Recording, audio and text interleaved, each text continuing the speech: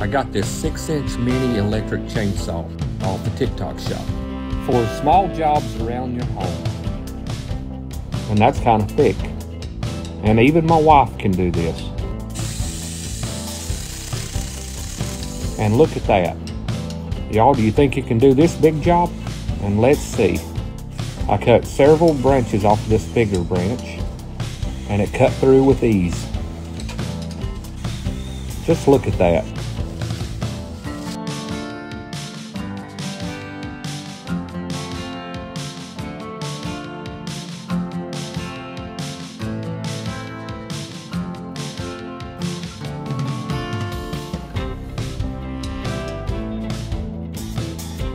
After spring and all the trees are down and you need to get branches or even big trees out of the way, but you don't want to carry your big chainsaw,